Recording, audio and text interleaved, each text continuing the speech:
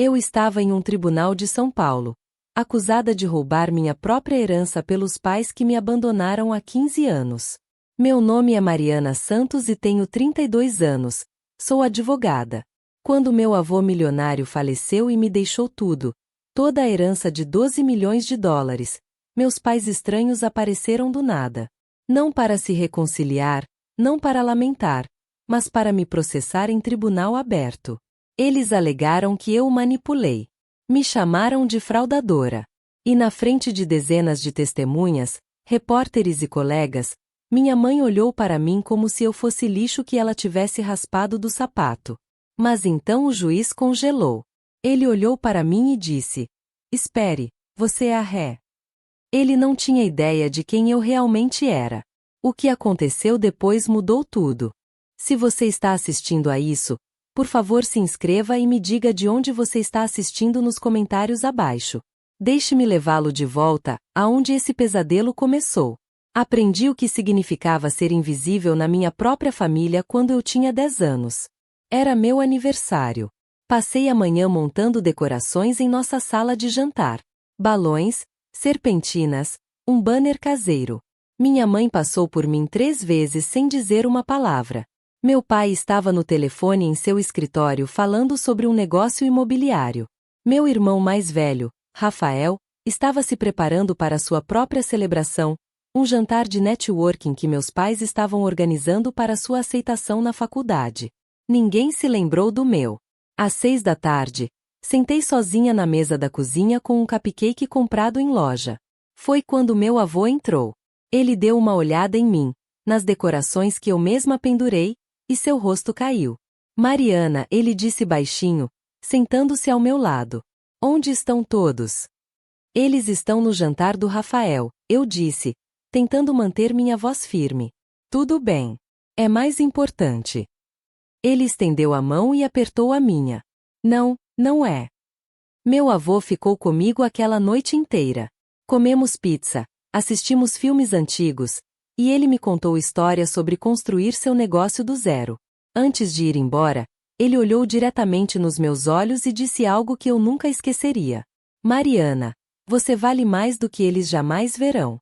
Não deixe que eles te definam." Eu não entendi na época, mas ao longo dos anos, esse padrão se repetiu. Cada conquista que conquistei, quadro de honra, capitã da equipe de debates, bolsa integral para a faculdade, foi recebida com silêncio dos meus pais. Enquanto isso, Rafael recebia ovações de pé pela mediocridade. Quando completei 17 anos, tomei uma decisão. Fiz uma mala, peguei minhas economias e fui embora.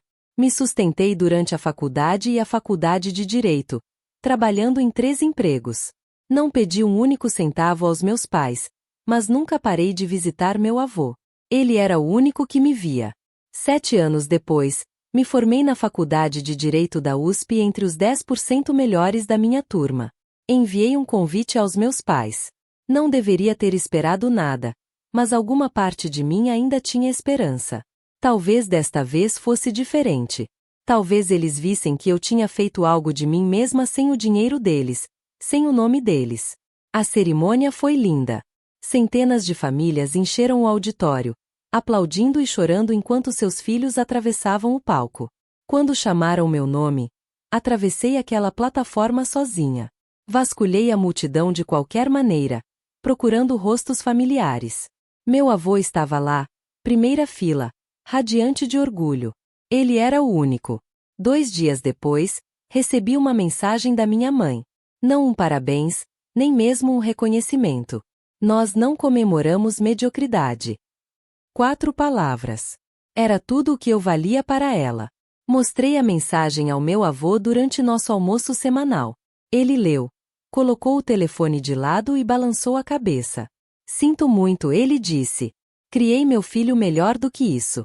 Ou pensei que sim. "Não é sua culpa", eu disse a ele. "Talvez não", ele disse. "Mas eu vejo o que eles não veem. Você fez isso sozinha, Mariana. Esse é o verdadeiro sucesso. É isso que importa." Nos anos seguintes, construí uma carreira em um dos principais escritórios de advocacia de São Paulo. Trabalhei em casos de alto perfil, ganhei julgamentos, Conquistei o respeito de sócios 2 vezes mais velhos que eu. Meu avô veio a cada marco. Minha primeira vitória em um caso, minha promoção a associada sênior, até mesmo jantares em terças-feiras aleatórias. Meus pais? Eles ligaram 2 vezes em 5 anos. Ambas as vezes precisavam de dinheiro para os empreendimentos comerciais fracassados de Rafael. Eu disse não. Ambas as vezes meu avô notou. Ele notava tudo. E acho que foi quando ele tomou sua decisão. Meu avô morreu numa manhã de terça-feira em março. Ele tinha 85 anos. Eu estava lá. Estive lá todos os dias nas 2 semanas anteriores, desde que seu coração começou a falhar. Segurei sua mão, li para ele seus livros favoritos e contei histórias sobre casos em que estava trabalhando. Ele sorriu mesmo quando não conseguia falar. Meus pais apareceram uma vez. Ficaram por 20 minutos, passaram a maior parte do tempo em seus telefones e saíram sem se despedir dele. Ele faleceu pacificamente dormindo, comigo sentada ao lado dele. Uma semana depois, seu advogado, um homem chamado Roberto Silva, convocou uma reunião para ler o testamento. Presumi que seria uma formalidade. Meu avô era rico, sim, mas imaginei que ele dividiria tudo entre meu pai e eu, talvez criasse um fundo fiduciário. Eu estava errada. Roberto sentou-se à minha frente em seu escritório. Meus pais de um lado, eu do outro. Ele abriu a pasta e começou a ler. Para minha neta, Mariana Santos, a única pessoa nesta família que me amou por quem eu sou, não pelo que tenho, deixo a totalidade da minha herança. A sala ficou em silêncio. Roberto continuou.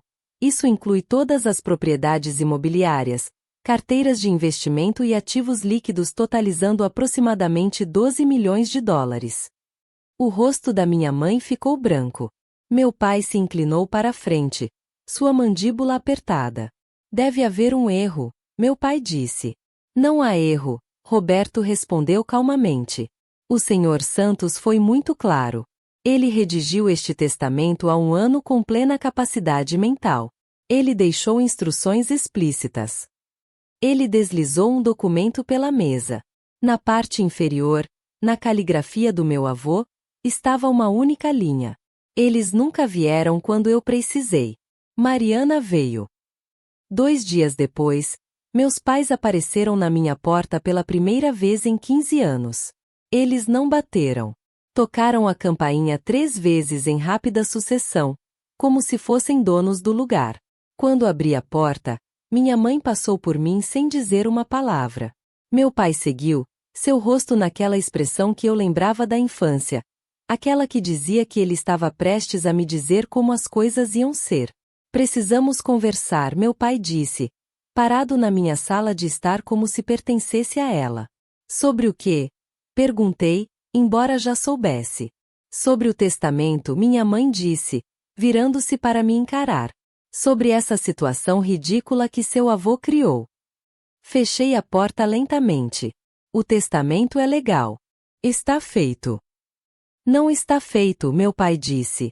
Esse dinheiro pertence à família. Você não tem direito de ficar com tudo. Senti algo frio se estabelecer no meu peito. Não raiva, não dor, apenas uma espécie de clareza cansada. Eu tenho todo o direito, eu disse. O vovô deixou para mim. Foi escolha dele. Ele tinha 85 anos, minha mãe soltou. Ele estava confuso. Você o manipulou. Eu o visitava toda semana há 15 anos, eu disse uniformemente. Onde vocês estavam?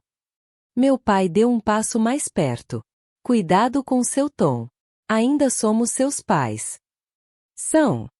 As palavras saíram antes que eu pudesse impedi-las. Porque pais não abandonam seus filhos. Pais não aparecem depois de 15 anos exigindo dinheiro.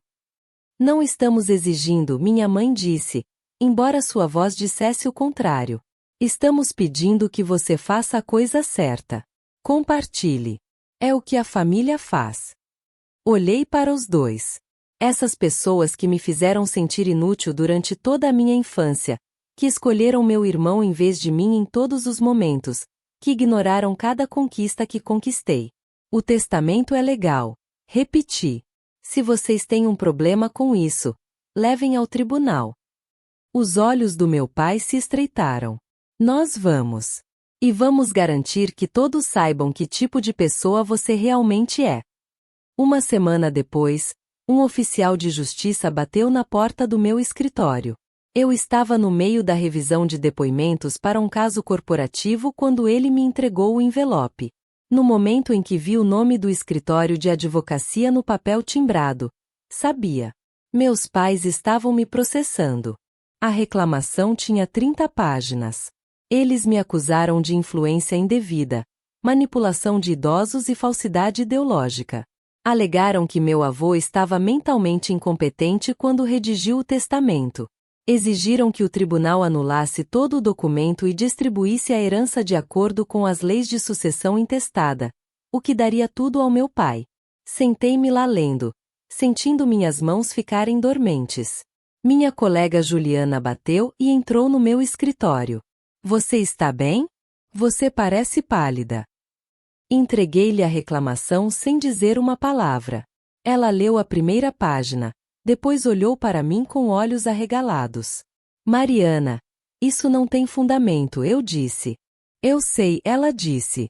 Mas eles estão jogando sujo. Olhe. Ela puxou o telefone e me mostrou um artigo de notícias. A manchete dizia: filha estranha acusada de roubar fortuna da família. Meu estômago caiu. O artigo me pintava como uma caça-fortunas que havia aparecido durante os últimos dias do meu avô para roubar o que pertencia legitimamente ao meu pai. A seção de comentários era pior. Estranhos que nunca me conheceram estavam me chamando de abutre, ladra, manipuladora. Isso é assassinato de personagem. Juliana disse baixinho. É estratégia, respondi. Eles querem destruir minha reputação antes mesmo de chegarmos ao tribunal. Ela colocou o telefone de lado. O que você vai fazer? Olhei para a reclamação novamente, para as assinaturas dos meus pais na parte inferior, e senti algo endurecer dentro de mim. Vou revidar, eu disse. Não apenas pelo dinheiro. Pelo meu nome. Contratei Juliana como minha advogada no dia seguinte. Passamos 2 semanas construindo nossa defesa em uma sala de conferências que se tornou nossa sala de guerra. Documentos cobriam todas as superfícies. Registros médicos, extratos bancários, correspondência, listas de testemunhas. Seu avô foi minucioso, Juliana disse, segurando uma pasta. Ele sabia que alguém poderia contestar isso. Ela me mostrou os registros médicos. Meu avô havia feito uma avaliação cognitiva completa 3 meses antes de redigir o testamento. O relatório do neurologista era claro. O paciente demonstra plena capacidade mental, excelente memória e julgamento sólido. Isso destrói o argumento de incompetência deles, eu disse. Fica melhor, Juliana respondeu. Ela puxou outra pasta. Seu avô gravou um vídeo. Minha respiração parou. Um vídeo. Ele fez há 1 ano antes de morrer. Sentou-se com seu advogado e explicou na câmera exatamente por que estava deixando tudo para você. Ela olhou para mim cuidadosamente. Você viu? Balancei a cabeça negativamente. Você quer ver? Parte de mim queria. Parte de mim estava aterrorizada. Mas assenti. Juliana abriu o vídeo em seu laptop. Meu avô apareceu na tela, sentado no escritório de Roberto Silva, olhando diretamente para a câmera. Ele estava magro, mas alerta, seus olhos claros. Meu nome é William Santos, ele começou. Estou fazendo este vídeo para explicar minha decisão. Assisti a coisa toda. No final, lágrimas escorriam pelo meu rosto. Este é seu as, Juliana disse baixinho. Mas vamos guardá-lo para o momento certo. Sequei meus olhos e assenti. Quando? Quando eles tiverem se comprometido com sua narrativa. Quando eles tiverem dito ao tribunal que você o manipulou, então mostraremos a verdade. Respirei fundo. Entrar naquele tribunal seria a coisa mais difícil que já fiz. Mas eu não ia recuar. Eu tinha a verdade do meu lado. Era tudo o que eu precisava. Na manhã do julgamento, fiquei do lado de fora do Fórum de São Paulo tentando acalmar minha respiração. Os degraus do tribunal estavam lotados de repórteres. As câmeras piscavam enquanto eu passava. Alguém gritou: "Senhorita Santos, você manipulou seu avô?" Mantive a cabeça erguida e não respondi. Juliana andou ao meu lado, sua mão no meu braço. "Não se envolva", ela murmurou. "Deixe as evidências falarem." Dentro, o tribunal estava lotado. Reconheci rostos do meu escritório de advocacia na galeria, colegas com quem trabalhei por anos. Alguns pareciam solidários. Outros pareciam curiosos, como se estivessem assistindo a um espetáculo. Meus pais sentaram-se na mesa do autor com seu advogado, um homem de cabelos grisalhos chamado Geraldo Ferreira. Minha mãe usava um terno azul marinho caro. Meu pai sentou-se rígido, sua expressão fria. Nenhum deles olhou para mim. Sentei-me na mesa de defesa e arrumei meus arquivos com as mãos trêmulas. Todos de pé. O juiz Miguel Almeida entrou no tribunal. Eu sabia que ele havia sido designado para o caso, mas vê-lo pessoalmente tornou tudo real. Ele tinha cerca de 60 anos, olhos afiados e uma reputação por decisões sem bobagens. Eu havia trabalhado com ele anos atrás, quando ele ainda era sócio na Silva e Costa. Ele me orientou em uma disputa contratual complexa. Ele se acomodou em sua cadeira e pegou o arquivo do caso. Então ele olhou para cima, para as partes. Seu olhar pousou em mim. Seus olhos se arregalaram levemente, mas eu vi.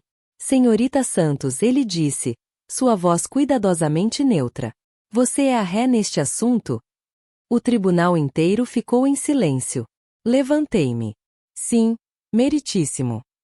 Ele olhou para mim por um longo momento, e eu podia ver as engrenagens girando atrás de seus olhos. Ele me conhecia. Conhecia meu trabalho. E estava tentando reconciliar a advogada que ele havia orientado com a pessoa sendo acusada de fraude contra idosos. "Entendo", ele disse finalmente. "Vamos prosseguir." Geraldo Ferreira levantou-se e abotoou o paletó. Ele era o tipo de advogado que comandava uma sala, polido, confiante e caro. "Meritíssimo", ele começou.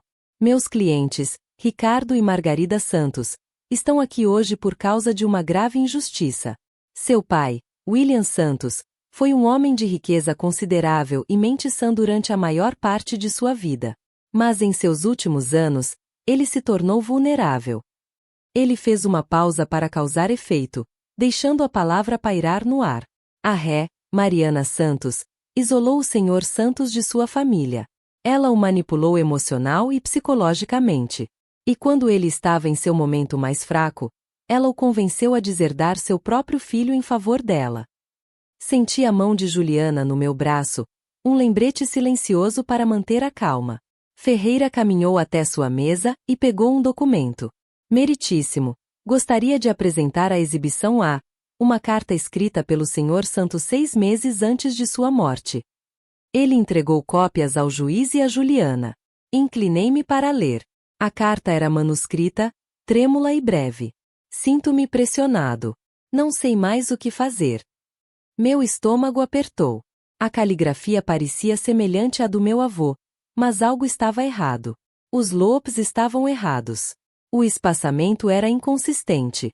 "Esta carta", Ferreira continuou, "mostra que o Sr. Santos estava sob pressão. Ele estava sendo coagido." O juiz Almeida estudou a carta cuidadosamente. "Você tem autenticação para este documento?" "Estamos trabalhando nisso, meritíssimo", Ferreira disse suavemente. "Mas o conteúdo emocional fala por si." Então minha mãe se levantou. "Meritíssimo, se me permite", ela disse, sua voz tremendo com emoção fabricada. "Minha filha nunca se importou com meu pai. Ela só apareceu quando sabia que ele estava morrendo e tinha dinheiro para deixar." O tribunal murmurou. Senti dezenas de olhos sobre mim. O juiz Almeida levantou a mão. "Senhora Santos, por favor, sente-se. Você terá sua oportunidade de testemunhar." Mas o dano estava feito. A narrativa estava definida. Juliana se levantou imediatamente. "Meritíssimo, essa carta é uma falsificação", ela disse, sua voz clara e firme. Temos um perito em caligrafia preparado para testemunhar que não corresponde às amostras de escrita autenticadas do Sr. William Santos. Ferreira franziu a testa. Essa é uma acusação séria. É um caso sério, Juliana respondeu. Ela se virou para o juiz. Meritíssimo. Todo o argumento do autor repousa na alegação de que o Sr. Santos era incompetente ou estava sob pressão. Mas os fatos contam uma história diferente. Ela caminhou até nossa mesa e pegou uma pasta. A senhorita Mariana Santos visitou seu avô todas as semanas por 15 anos. Ela esteve presente em reuniões familiares, feriados e visitas hospitalares. Enquanto isso, o senhor Ricardo Santos e a senhora Margarida Santos contataram William Santos principalmente quando precisavam de assistência financeira. Objeção? Ferreira disse. Especulação. Está documentado, Juliana disparou. Ela ergueu registros telefônicos. Estes registros mostram a frequência e duração das chamadas entre as partes. O padrão é claro. O juiz Almeida gesticulou para os registros. Vou revisar isso. Juliana continuou. Além disso, meritíssimo, temos documentação médica provando que o Sr. Santos estava totalmente competente quando redigiu seu testamento. Ele passou por uma avaliação cognitiva abrangente especificamente para evitar esse tipo de contestação. Observei a expressão do juiz. Ele estava ouvindo com atenção, fazendo anotações. Então me levantei. Meritíssimo. Posso falar? O juiz Almeida olhou para mim. Senhorita Santos, você tem um advogado. Eu sei, eu disse, mas preciso dizer isso diretamente. Visitei meu avô toda semana porque o amava, não porque queria seu dinheiro. Nunca pedi a ele um único centavo. Meus pais, por outro lado, ligaram para ele 2 vezes em 5 anos. Ambas as vezes pedindo dinheiro. O tribunal estava em silêncio. A verdade está nos registros, meritíssimo, eu disse baixinho. Não nas acusações deles. O juiz Almeida me estudou por um longo momento. Então ele se virou para Ferreira. Senhor Ferreira, você tem evidências adicionais além desta carta contestada? Ferreira hesitou. Ainda estamos reunindo. Você entrou com esta ação sem evidências suficientes, o juiz perguntou, seu tom afiado. O momento estava mudando. Eu podia sentir. Antes de continuar, quero agradecer por assistir. Se esta história ressoa com você, se você já se sentiu subestimado ou teve que lutar pelo que é legitimamente seu, por favor aperte o botão de inscrição e deixe um comentário abaixo. Me diga, você já teve que enfrentar a família em um cenário público? Como você lidou com isso? Suas histórias significam muito para mim, e eu leio cada uma. Ok, vamos voltar ao que aconteceu a seguir naquele tribunal, porque as coisas estavam prestes a ficar ainda mais intensas. Foi quando minha mãe se levantou novamente. Meritíssimo, por favor, ela disse, sua voz se elevando. Minha filha sempre foi ingrata. Ela abandonou esta família quando tinha 17 anos. Ela virou as costas para nós. A expressão do juiz Almeida endureceu. Senhora Santos, eu pedi que permanecesse sentada. Mas ela não tinha terminado. Ela se virou para me encarar diretamente, seus olhos ardendo. Você nunca foi boa o suficiente para esta família, Mariana. Você sabe disso. Você sempre foi uma decepção. E agora está tentando roubar o que não lhe pertence. As palavras atingiram como um tapa. Não porque doessem. Eu havia ouvido variações delas durante toda a minha vida. Mas porque ela estava dizendo isso aqui, na frente de todos, colegas, repórteres, estranhos. Ela queria me humilhar publicamente. O tribunal estava em silêncio mortal. Eu podia sentir todos os olhos em mim, esperando para ver se eu iria quebrar. Levantei-me lentamente e olhei para minha mãe. Minha voz saiu firme.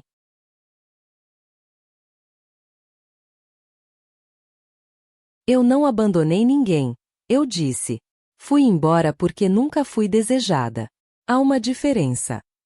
O rosto da minha mãe ficou vermelho. Você. O juiz Almeida bateu o martelo. Já chega. Senhora Santos, sente-se imediatamente ou vou mantê-la em desacato ao tribunal. Meu pai agarrou o braço dela e a puxou de volta para o assento. Ela estava tremendo de raiva. O juiz se virou para todo o tribunal. Deixem-me ser claro. Este é um tribunal de justiça, não uma sessão de terapia familiar. Vamos prosseguir com base em evidências e argumentos legais. Ataques pessoais não têm lugar aqui. Ele olhou para mim e algo em sua expressão suavizou levemente. Senhorita Santos, você pode se sentar. Sentei-me, meu coração batendo forte. Juliana se inclinou e sussurrou. Você lidou com isso perfeitamente. Mas eu ainda podia sentir o ódio da minha mãe irradiando pela sala. O juiz não tinha terminado. Porém, ele se virou para Ferreira com um olhar que fez o advogado se mexer desconfortavelmente. Juliana se levantou novamente, e eu podia ver a confiança em sua postura. Este era o momento para o qual estávamos nos preparando. Meritíssimo, ela disse. Temos evidências que demonstram conclusivamente a capacidade mental do Sr. William Santos e suas intenções. Ferreira olhou para cima bruscamente. Que evidências? Uma gravação em vídeo, Juliana respondeu. Feita pelo Sr. Santos um ano antes de sua morte, na presença de seu advogado, Roberto Silva. Nela, o Sr. Santos explica sua decisão com suas próprias palavras. O tribunal irrompeu em sussurros. O juiz Almeida levantou a mão para silêncio. Uma gravação em vídeo? Ele perguntou. Sim, meritíssimo. O Sr. Santos queria garantir que não houvesse dúvida sobre seus desejos ou seu estado de espírito. Ferreira estava de pé. Objeção. Este vídeo poderia ter sido manipulado. Deepfake são. Estamos preparados para fornecer análise forense completa, Juliana interrompeu. O vídeo inclui metadados, carimbos de data, hora e foi gravado na presença de um advogado licenciado que testemunhará sua autenticidade. O juiz Almeida considerou isso. Quando este vídeo foi feito? 15 de março do ano passado, Juliana disse. 14 meses antes da morte do Sr. Santos. Seus registros médicos da mesma semana mostram que ele estava em excelente saúde cognitiva. Observei os rostos dos meus pais. A mandíbula do meu pai estava tão apertada que eu podia ver o músculo tremendo. Minha mãe havia empalidecido. Vou permitir, o juiz Almeida disse. Mas quero essa análise forense apresentada antes de vermos. Quero verificação independente de que esta gravação é autêntica e inalterada. Podemos fornecer isso em 24 horas. Meritíssimo, Juliana disse. Então vamos nos reunir novamente amanhã às 9 da manhã. O juiz olhou para ambas as mesas. Sugiro que ambas as partes usem este tempo para considerar se este caso deve prosseguir. Ele estava dando aos meus pais uma saída, uma chance de retirar a ação antes de serem humilhados. Mas eu sabia que eles não aceitariam. Naquela noite, meu telefone tocou. Eu estava no meu apartamento revisando documentos com Juliana quando vi o nome do meu pai na tela. Quase não atendi. Juliana acenou com a cabeça. Coloque no viva voz. Atendi. Alô? Mariana. A voz do meu pai estava cortada, profissional. Precisamos conversar.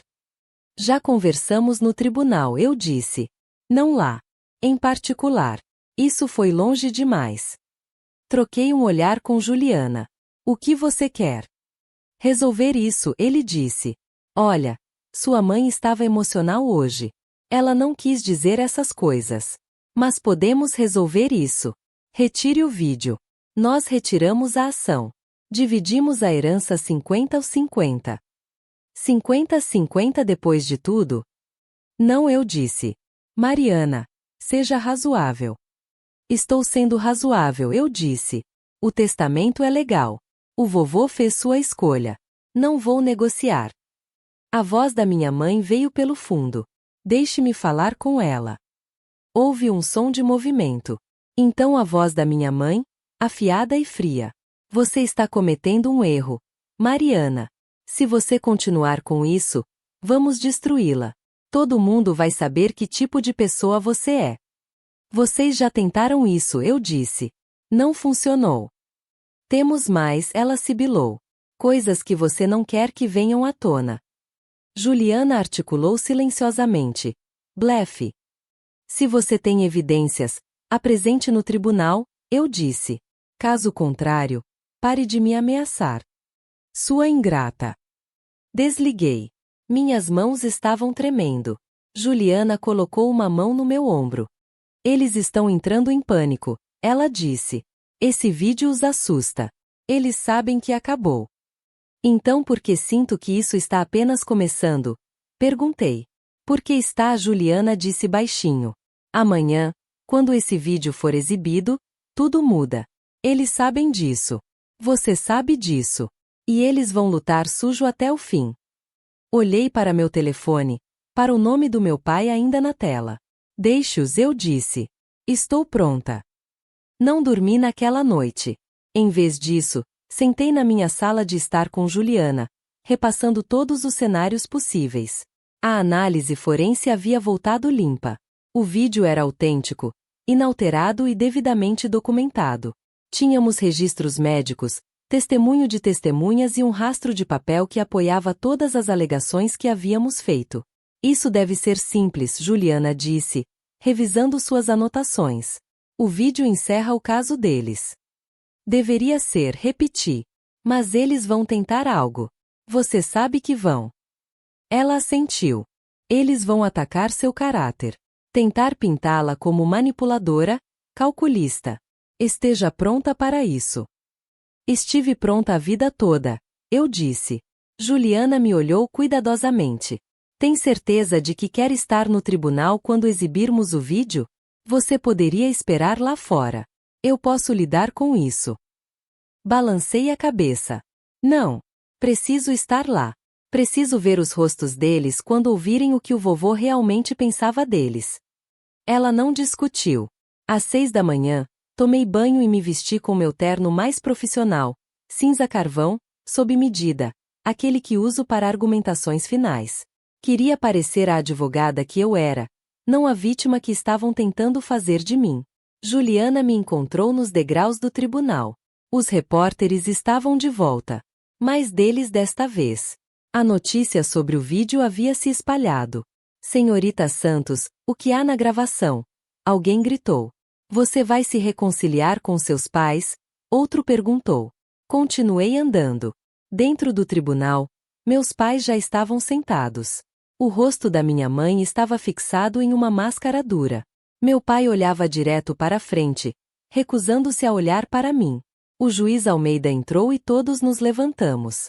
Estamos aqui para revisar as provas em vídeo, ele disse. Senhorita Costa, você está pronta para prosseguir? Juliana se levantou. Sim, meritíssimo. Respirei fundo. Este era o momento. O momento em que tudo mudava. Meritíssimo, Juliana disse. Gostaríamos de exibir o depoimento em vídeo de William Santos. O tribunal estava mais lotado do que no dia anterior. Reconheci mais rostos agora. Sócios do meu escritório, jornalistas que eu havia visto nas notícias, até alguns colegas da faculdade de Direito. A galeria estava lotada, pessoas de pé ao longo da parede dos fundos. Isso não era mais apenas uma disputa de inventário. Tinha se tornado um espetáculo. O juiz Almeida examinou a sala com uma expressão severa. Quero lembrar a todos os presentes que este é um tribunal de justiça. Não haverá explosões, nem comentários, nem gravações de qualquer tipo. Oficial de justiça, por favor, certifique-se de que todos os dispositivos estejam silenciados. O oficial de justiça caminhou pela galeria, verificando telefones. Meus pais sentaram rígidos em sua mesa. As mãos da minha mãe estavam tão apertadas que seus nós dos dedos ficaram brancos. Meu pai continuava olhando para a tela que havia sido montada na frente do tribunal. Juliana tinha tudo pronto. Laptop conectado, áudio testado, o relatório forense apresentado e revisado. O juiz Almeida havia passado a manhã examinando os documentos de autenticação. Senhorita Costa, o juiz disse, revisei sua análise forense. O vídeo parece ser autêntico. Você pode prosseguir. Juliana assentiu e se levantou. Obrigada. Meritíssimo. Antes de começarmos, Quero observar para o registro que este vídeo foi gravado em 15 de março do ano passado no escritório do advogado Roberto Silva. O Sr. Santos tinha 84 anos na época e, de acordo com seus registros médicos, em plena saúde cognitiva. Ela gesticulou para a tela. Meritíssimo, membros do tribunal, apresento o depoimento de William Santos, gravado com suas próprias palavras. As luzes diminuíram levemente. A tela piscou para a vida.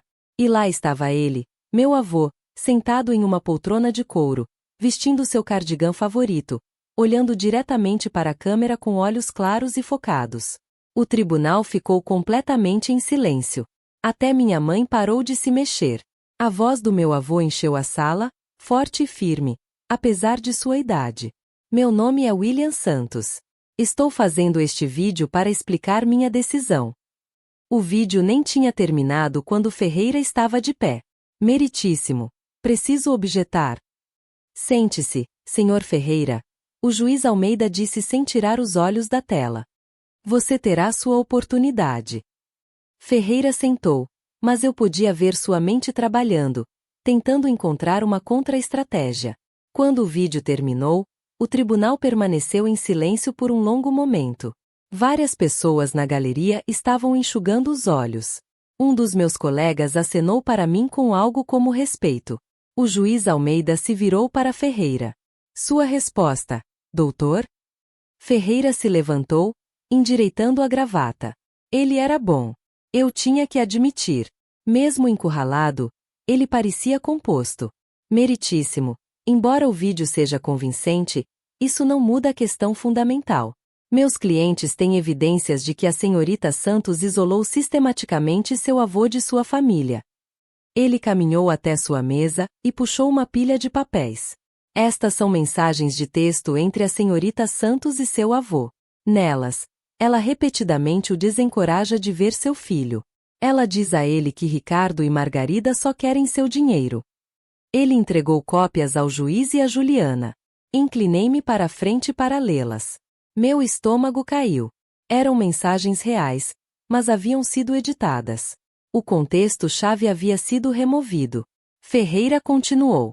Isso é abuso de idosos. Meritíssimo. Ela envenenou o relacionamento entre pai e filho, depois apareceu para reivindicar a herança. Minha mãe se levantou novamente, apesar da mão de seu advogado em seu braço. Ela o convenceu de que não o amávamos, minha mãe disse, sua voz quebrando com emoção fabricada. Isso é manipulação. É exatamente isso que este vídeo não mostra. Como ela entrou na cabeça dele. O tribunal murmurou. Algumas pessoas estavam acenando. A narrativa estava mudando novamente, e eu podia sentir. O juiz Almeida levantou a mão. Senhora Santos, avisei sobre falar fora da sua vez. Mas o dano estava feito. A dúvida havia sido plantada. Juliana já estava abrindo seu laptop. Meritíssimo.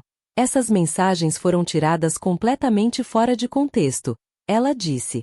Temos os registros completos de conversação, e eles contam uma história muito diferente. Ela conectou seu laptop ao display do tribunal. As mensagens apareceram na tela, mas desta vez estavam completas. A primeira troca mostrava meu avô me enviando uma mensagem. Seu pai ligou de novo. Pediu 50 mil para o negócio do Rafael. Terceira vez este ano. Minha resposta. Você não precisa dar a ele se não quiser. Resposta dele. Eu sei. Mas ele fica bravo quando eu digo não. Diz que estou sendo egoísta. Minha mensagem. Isso não é justo com você. Você já os ajudou tanto. Juliana destacou a próxima parte. A parte que Ferreira havia deixado de fora. Veja aqui. Meritíssimo. A senhorita Santos não está dizendo ao avô para evitar seu filho. Ela está apoiando em estabelecer limites quando ele está sendo explorado financeiramente. Ela rolou para outra conversa. Meu avô. Margarida disse que estou desperdiçando dinheiro em casos de caridade em vez de ajudar a família. Ela quer dizer o fundo de bolsas de estudo que comecei. Seu dinheiro, sua escolha. Você ganhou o direito de gastá-lo como quiser. Ele, obrigado por entender, Mariana. Você é a única que não me faz sentir culpado. Juliana se virou para o juiz. O contexto completo mostra que a senhorita Santos estava protegendo seu avô de manipulação financeira, não isolando-o de sua família. Levantei-me. Meritíssimo, nunca disse ao meu avô para cortar meus pais. Eu disse a ele que tinha o direito de dizer não. Há uma diferença.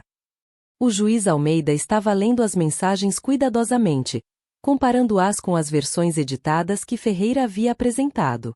Senhor Ferreira, ele disse lentamente. Você apresentou conscientemente evidências incompletas a este tribunal? O rosto de Ferreira ficou pálido. Meritíssimo. Recebemos essas mensagens de... Não foi isso que perguntei. A sala prendeu a respiração. Foi quando minha mãe estourou. Ela se levantou, sua cadeira raspando alto contra o chão. Isso é ridículo, ela gritou. Ela está distorcendo tudo. Senhora Santos, o juiz Almeida começou. Não. A voz da minha mãe ecoou pelo tribunal. Não vou ficar sentada aqui e vê-la mentir sobre nós. Ela não merece esse dinheiro. Ela não é nada. Ela sempre foi nada. O tribunal inteiro congelou. Ela foi um erro, minha mãe continuou, seu rosto ruborizado de raiva. Nunca a quisemos. Tentamos fazer algo dela, mas ela jogou tudo fora. E agora ela acha que pode pegar o que pertence à nossa família? Senhora Santos, sente-se imediatamente, o juiz Almeida disse, sua voz afiada como um chicote. Ela é uma mentirosa e uma manipuladora. Minha mãe continuou. E todos nesta sala precisam saber. Oficial de justiça, o juiz disse. O oficial de justiça se moveu em direção à minha mãe. Meu pai agarrou o braço dela, tentando puxá-la de volta para o assento, mas ela se afastou dele. Todos vocês estão sendo enganados, ela gritou para a galeria. Ela não é a vítima aqui. Nós somos. Ela roubou nosso pai de nós. Senhora Santos, se você não se sentar agora, vou mantê-la em desacato e removê-la deste tribunal. Minha mãe finalmente parou, respirando pesadamente, seus olhos selvagens. Ela olhou ao redor do tribunal e pareceu perceber o que tinha acabado de fazer. Lentamente, ela afundou de volta na cadeira. O silêncio que se seguiu foi ensurdecedor. O juiz Almeida olhou para ela por um longo momento. Então ele se virou para Ferreira. Senhor Ferreira, sugiro que oriente seu cliente sobre decoro no tribunal. Ferreira assentiu, parecendo abalado. Sim, meritíssimo. O juiz se virou para Juliana. Senhorita Costa, você tem evidências adicionais para apresentar? Juliana olhou para mim. Assenti. Sim, meritíssimo, ela disse. Gostaríamos de chamar nossa perita médica para testemunhar sobre a capacidade cognitiva do Sr. Santos. Mas o juiz Almeida levantou a mão. Antes de prosseguirmos com o depoimento de especialistas, gostaria de reproduzir uma parte do vídeo do Sr. Santos. Há uma sessão que quero que o tribunal ouça novamente. Juliana abriu o vídeo e avançou para um carimbo de data, hora específico. O rosto do meu avô reapareceu na tela. Desta vez, ele estava inclinado ligeiramente para a frente, sua expressão mais séria. Quero abordar algo diretamente, ele disse na gravação. Sei que meu filho e Nora podem contestar este testamento. Eles dirão que eu estava confuso ou manipulado. Então, deixem-me ser absolutamente claro. Ele olhou diretamente para a câmera. Tenho 84 anos. Tenho todas as minhas faculdades. Minha médica, doutora Helena Martins, me examinou na semana passada e confirmou que estou em plena saúde mental. Estou tomando esta decisão com plena consciência e intenção. Ele fez uma pausa e eu podia ver emoção cintilando em seu rosto. Meu filho Ricardo me ligou 4 vezes nos últimos 2 anos. Cada vez pediu dinheiro. Minha nora Margarida me visitou 2 vezes em 5 anos. Ambas as vezes ela ficou menos de 1 hora. Sua voz ficou mais forte. Mariana me visita toda terça-feira. Ela me traz livros. Ela me conta sobre seus casos. Ela pergunta sobre meu dia. Ela nunca me pediu um único centavo. Nem uma vez. Senti lágrimas ardendo nos meus olhos. Estou deixando tudo para Mariana porque ela é a única pessoa nesta família que me amou por quem eu sou, não pelo que tenho. Ela merece esta herança. Ela a conquistou através de anos de cuidado e amor genuínos. Ele se recostou na cadeira. Se alguém contestar este testamento, saiba que tomei esta decisão com uma mente clara e um coração cheio. Esta é minha palavra final sobre o assunto. O vídeo terminou. O tribunal estava completamente em silêncio. Olhei para a galeria e vi várias pessoas enxugando os olhos. Uma mulher estava chorando abertamente. Olhei para meus pais. O rosto da minha mãe estava lívido. Meu pai estava olhando para o chão. Juliana se levantou. Meritíssimo. Gostaríamos de chamar a doutora Helena Martins para depor. Uma mulher na casa dos 50 anos entrou no tribunal. Ela era pequena, profissional, com cabelos grisalhos presos em um coque. Ela fez o juramento e sentou-se na cadeira de testemunhas. Doutora Martins, Juliana começou. Qual é seu relacionamento com William Santos? Fui sua médica de cuidados primários por 23 anos, ela respondeu. E a senhora examinou o Sr. Santos em março do ano passado, na época em que ele fez o vídeo que acabamos de assistir? Sim. Realizei uma avaliação abrangente especificamente a pedido dele. Juliana abriu um relatório médico na tela. Pode descrever suas descobertas? A doutora Martins ajustou os óculos. O Sr. Santos estava em excelente saúde cognitiva para sua idade. Administrei o mini-exame do estado mental, a avaliação cognitiva de Montreal e vários outros testes padrão. Ele pontuou na faixa normal em todos eles. Havia alguma indicação de demência, confusão ou capacidade diminuída? Nenhuma. Ele estava alerta, articulado e totalmente ciente de suas circunstâncias. Juliana assentiu. Ele explicou por que queria esta avaliação? Sim. Ele me disse que estava atualizando seu testamento e queria documentação de que estava em pleno juízo. Ele disse, e cito, não quero que ninguém alegue que eu não sabia o que estava fazendo. O tribunal murmurou. O juiz Almeida se inclinou para a frente. Doutora Martins, em sua opinião profissional, William Santos era capaz de tomar decisões informadas sobre sua herança em março do ano passado? Absolutamente, ela disse sem hesitação. Ele sabia exatamente o que estava fazendo. O juiz se virou para Ferreira. Senhor Ferreira, você tem alguma evidência que contradiga o depoimento da doutora Martins? Ferreira se levantou lentamente. Ele olhou para meus pais, depois de volta para o juiz. Não, meritíssimo, ele disse baixinho. Você tem testemunhas ou evidências adicionais para apresentar? Não, meritíssimo. O juiz Almeida se recostou em sua cadeira. O tribunal inteiro parecia prender a respiração. Quero fazer uma pausa aqui por um momento. Se você ainda está comigo. Obrigada. Esta parte da história foi a mais difícil de reviver, mas também a mais importante. Se você já teve que provar seu valor para pessoas que deveriam tê-la amado incondicionalmente, eu vejo você. Por favor, deixe um comentário abaixo. Eu leio cada um. E se você ainda não se inscreveu, agora é a hora. Aperte esse botão para não perder o que acontece a seguir. Porque a decisão do juiz mudou tudo. O juiz Almeida olhou para meus pais por um longo momento. Então ele olhou para mim. Presido disputas de inventário há 15 anos, ele disse. Vi famílias destruídas pela ganância, por mal-entendidos, por desacordos genuínos sobre os desejos de um ente querido. Mas este caso é diferente. Ele pegou o relatório médico. As evidências aqui são esmagadoras. O Sr. William Santos estava em pleno juízo.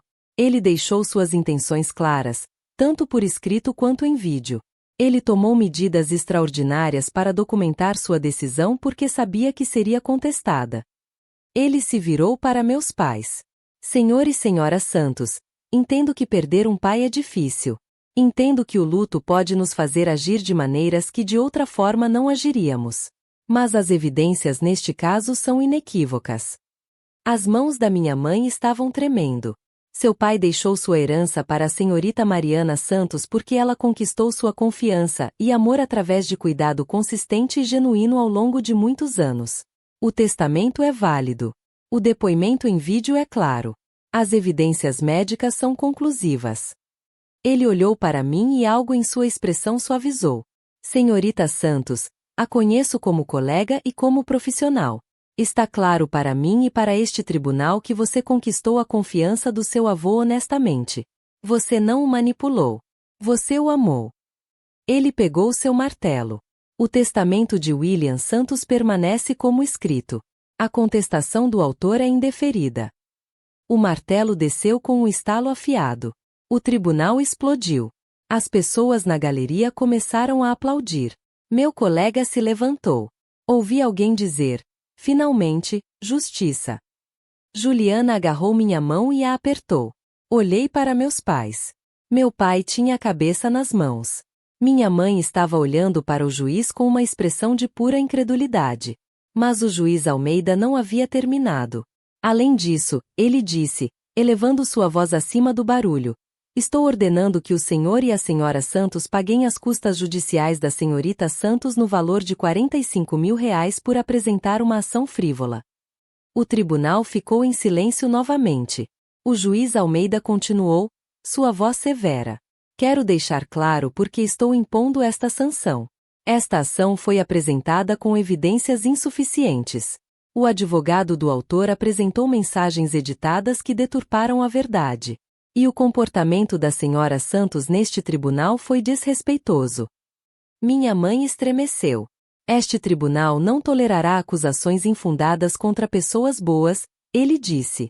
A reputação da senhorita Santos foi prejudicada por esta ação e pela cobertura da mídia em torno dela. Ela merece compensação por esse dano.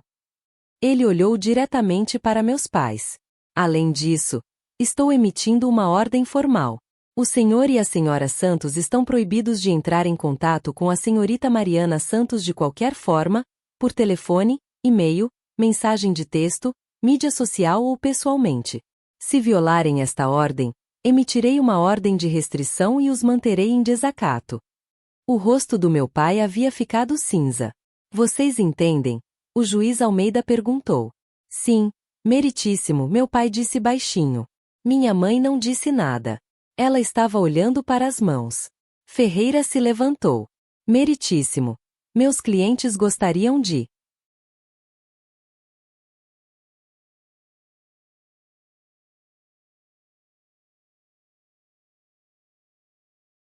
Seus clientes já disseram o suficiente, o juiz interrompeu.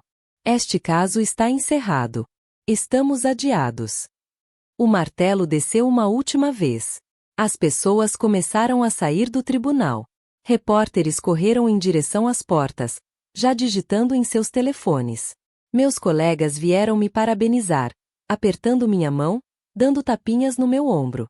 Mas eu não conseguia me mover.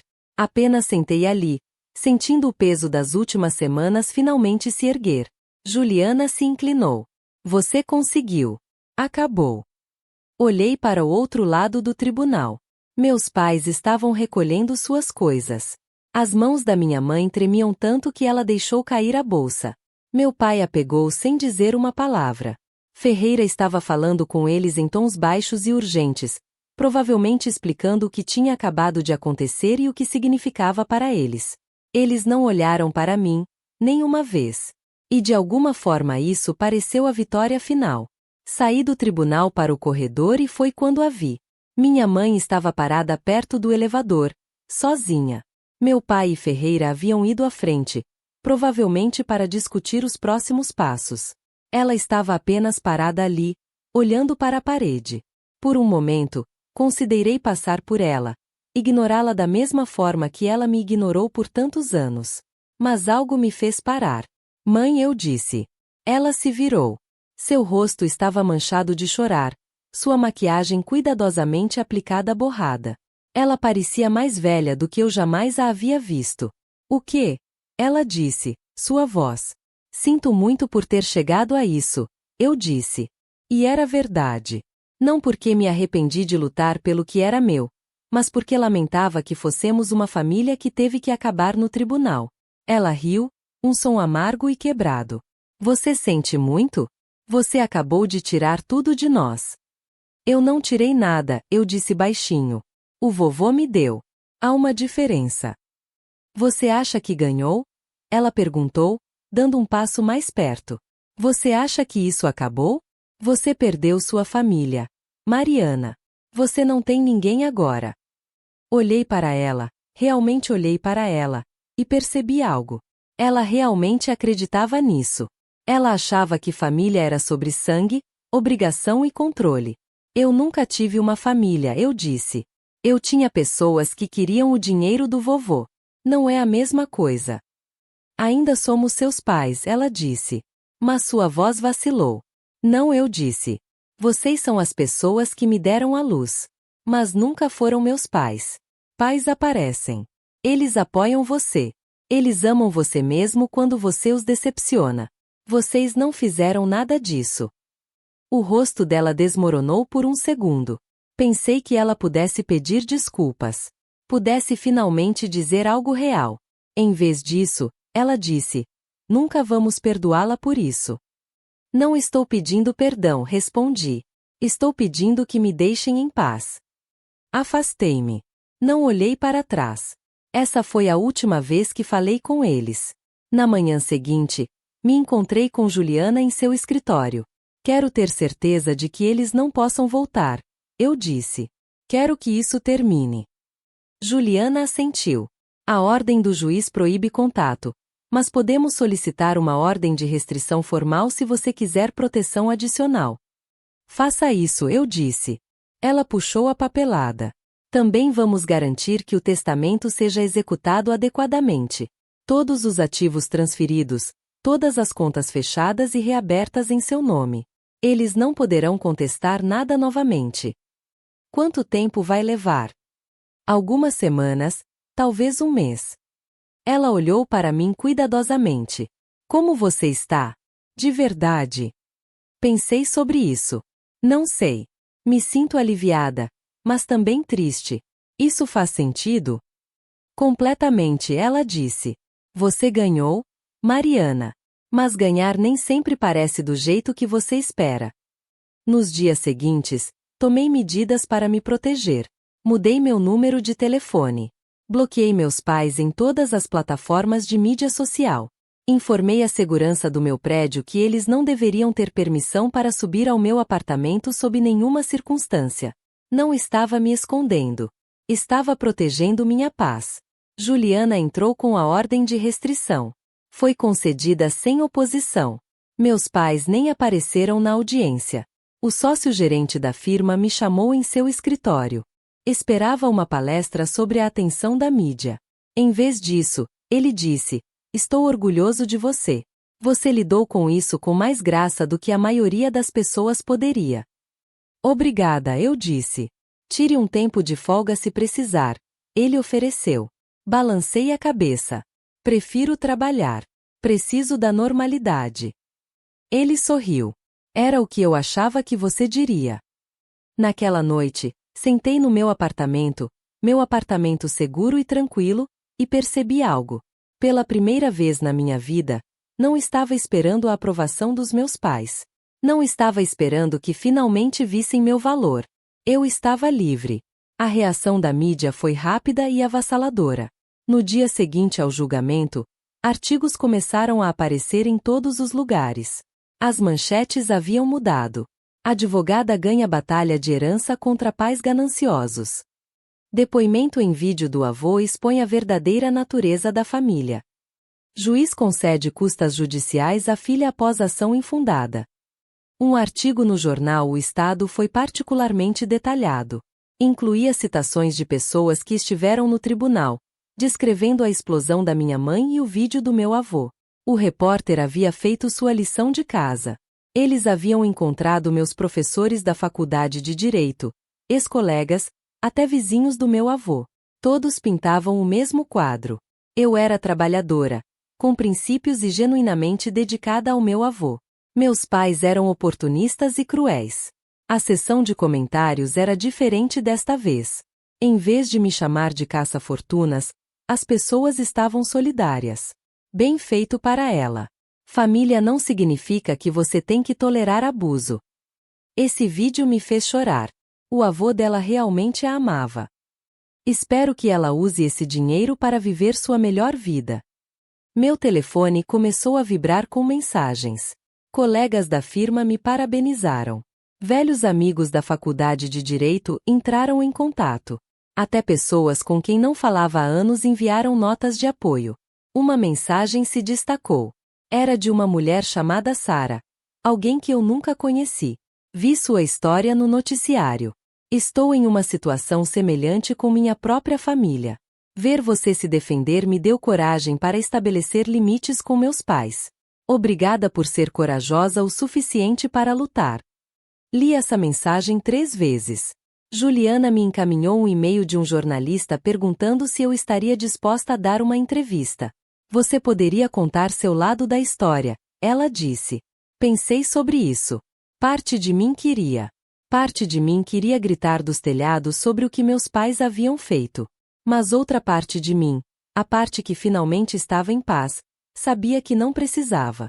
Não, disse a Juliana. O registro do tribunal fala por si. Terminei de me explicar. Não busquei informações sobre meus pais após o julgamento, mas as notícias chegaram até mim de qualquer maneira. Um ex-colega mencionou que a empresa imobiliária do meu pai havia perdido 2 grandes clientes. Ambos citaram preocupações sobre caráter em suas cartas de rescisão. Na comunidade empresarial fechada de São Paulo, reputação era tudo. O julgamento havia prejudicado a dele. O círculo social da minha mãe, as mesmas mulheres que ela havia passado décadas impressionando, começou a se distanciar.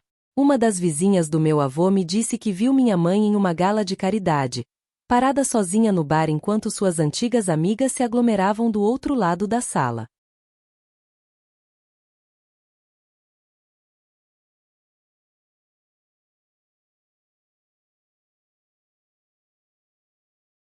Foi triste, a vizinha disse. Mas honestamente, Mariana, as pessoas estão comentando. O que ela disse sobre você no tribunal foi cruel. Ninguém quer ser associado a isso. Não me senti feliz ao ouvir isso. Não me senti vingada. Apenas me senti vazia. Algumas semanas depois, encontrei uma velha amiga da família em uma cafeteria. Ela conhecia meus pais há 30 anos. Sinto muito pelo que aconteceu, ela disse cuidadosamente. Seu avô era um bom homem. Ele fez a escolha certa. Obrigada, eu disse. Ela hesitou, depois acrescentou. Seus pais estão lutando financeiramente e socialmente. Eles estão falando em vender a casa. Não pedi detalhes. Não queria saber. Espero que encontrem paz, eu disse. E era verdade. Não porque os perdoei, mas porque não queria carregar a dor deles mais. A amiga pareceu surpresa. Isso é muito gracioso de sua parte. Não é graça, eu disse. É autopreservação. Odiá-los me machucaria mais do que os machucaria. Ela assentiu lentamente. Seu avô ficaria orgulhoso da pessoa que você se tornou. Isso me fez sorrir, porque era verdade. E ao contrário da aprovação dos meus pais, a dele importava. 3 meses após o julgamento, tomei uma decisão sobre a herança. Não precisava de 12 milhões de reais. Tinha um bom emprego, uma vida confortável. O dinheiro era mais do que eu poderia gastar comigo mesma. Mas eu sabia exatamente o que meu avô teria querido que eu fizesse com ele. Convoquei uma reunião com meu consultor financeiro e Juliana. Quero criar um fundo de bolsas de estudo, eu disse. Para estudantes de direito de famílias de baixa renda. Juliana sorriu. Seu avô adoraria isso. Quero chamá-lo de Fundo de Bolsas William Santos, continuei. Vou dotá-lo com 2 milhões de reais. Isso deve fornecer bolsas completas para pelo menos 4 estudantes todos os anos. Meu consultor assentiu. Isso é muito generoso. É o que ele teria feito, eu disse. Estabelecemos o fundo através da alma mater do meu avô. As primeiras bolsas seriam concedidas no outono seguinte. Escrevi os critérios eu mesma. Estudantes que superaram obstáculos significativos, que trabalharam em vários empregos, que entendiam o que significava lutar por sua educação. Estudantes como eu havia sido. Também comprei uma casa. Nada extravagante, apenas uma pequena casa vitoriana em um bairro tranquilo perto da firma. Tinha um jardim, uma varanda e espaço suficiente para a vida que eu queria construir. O resto do dinheiro investi de forma conservadora. Não queria ser chamativa. Não queria que as pessoas me tratassem diferente por causa da riqueza do meu avô. Queria honrar sua memória vivendo da maneira que ele me ensinou, com integridade, generosidade e propósito. No dia em que o fundo de bolsas foi anunciado, recebi um e-mail da universidade. Eles já haviam recebido 50 inscrições, e o prazo ainda era daqui a 2 meses. Uma inscrição incluía uma nota. Minha família me disse que eu nunca chegaria à faculdade de Direito. Esta bolsa me faz acreditar que posso. Li essa nota e chorei, porque era exatamente isso que meu avô havia feito por mim. Me fez acreditar que eu podia. 6 meses após o julgamento, eu estava finalmente vivendo a vida que sempre quis. Acordei na minha própria casa. Minha casa, paga com o dinheiro que meu avô me deixou porque me amava. Fiz café em uma cozinha com luz da manhã entrando pelas janelas. Caminhei para o trabalho por um bairro onde as pessoas sorriam e diziam olá. Não tive notícias dos meus pais, nem uma vez. A ordem de restrição ainda estava em vigor, mas não achava que precisaria dela.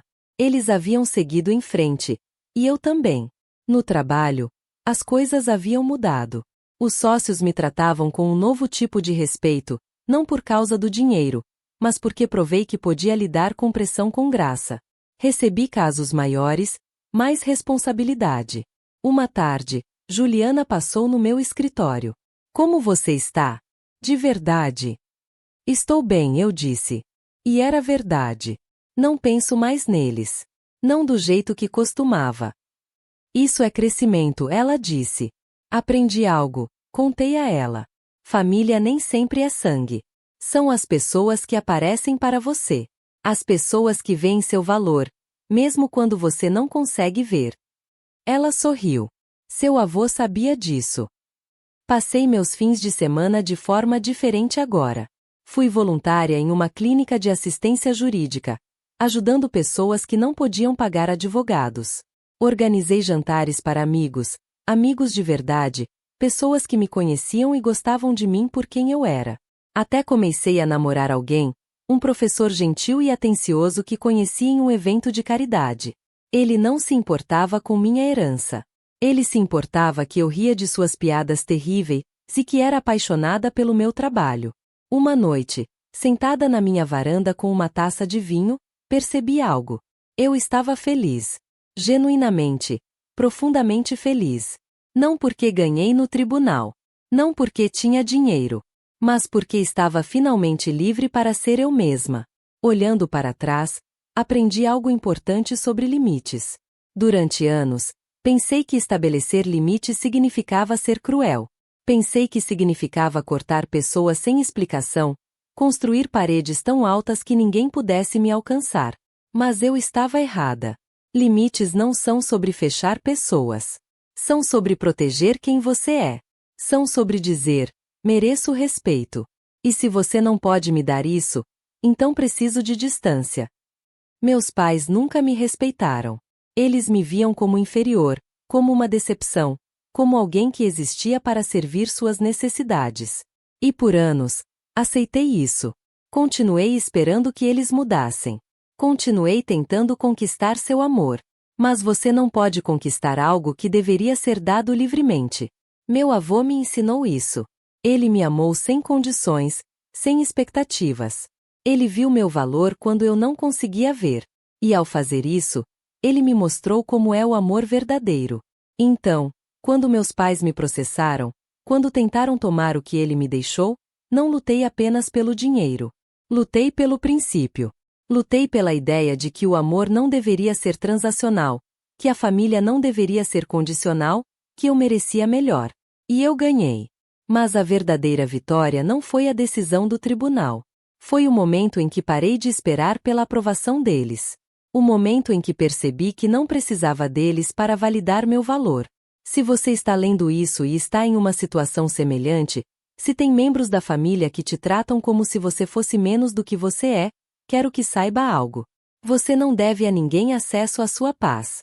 Você não deve a ninguém sua energia emocional se eles só vão usá-la contra você. Estabelecer limites não é egoísta. É autorrespeito. E você merece isso. Todos nós merecemos. Meu avô acreditou em mim quando ninguém mais acreditou. Agora eu acredito em mim mesma. Essa é a herança que ele realmente me deixou. Então, o que eu diria aos meus pais se os visse hoje? Honestamente, nada. Já disse tudo o que precisava dizer naquele tribunal. Me defendi. Provei meu valor. Honrei a memória do meu avô.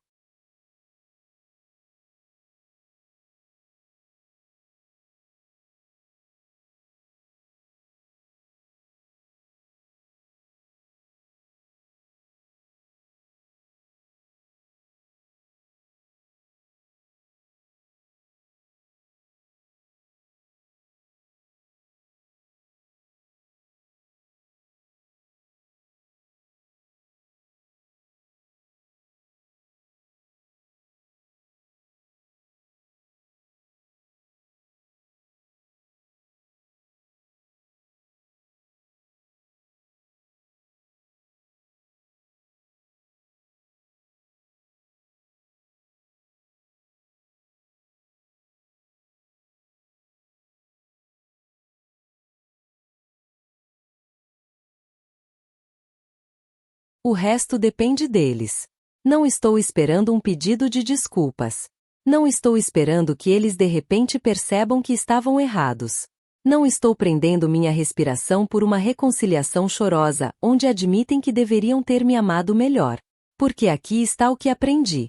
O encerramento não vem de outras pessoas. Vem de dentro. Criei meu próprio encerramento. Construí uma vida da qual me orgulho. Tenho trabalho significativo, amizades genuínas e um senso de paz que nunca pensei que encontraria. A herança do meu avô me deu segurança financeira. Sim. Mas mais do que isso, me deu validação. Provou que fui vista, que fui valorizada, que importei. E isso é algo que meus pais nunca podem tirar. Se você está assistindo a isso e está em uma situação semelhante, seja família, amigos ou qualquer outra pessoa que faça você se sentir menos do que você é, quero que ouça isto. Você merece respeito. Você merece paz. E você tem todo o direito de lutar por isso. Não deixe ninguém convencê-la de que estabelecer limites faz de você a vilã. Não deixe ninguém culpá-la por aceitar o tratamento que não merece. Defenda-se. Use as ferramentas disponíveis para você, sistemas legais, redes de apoio, sua própria força interior. E saiba que você não está sozinha. Obrigada por ouvir minha história. Espero que isso ajude você a encontrar a coragem de estabelecer seus próprios limites. Você não está apenas lutando por dinheiro ou princípio. Você está lutando por seu direito de ser tratada com dignidade. E essa é uma luta que vale a pena vencer. Muito obrigada por assistir até o final. Se esta história tocou você, por favor aperte o botão de curtir e se inscreva no meu canal. Isso ajuda mais do que você imagina. Também quero perguntar: o que você teria feito na minha situação? Você teria lutado no tribunal ou teria ido embora? Me diga nos comentários abaixo. E se você quer ouvir mais histórias como esta, sobre se defender, estabelecer limites e encontrar justiça, confira os vídeos que estou linkando na descrição. Vejo você no próximo. Cuide-se e lembre-se: você merece respeito.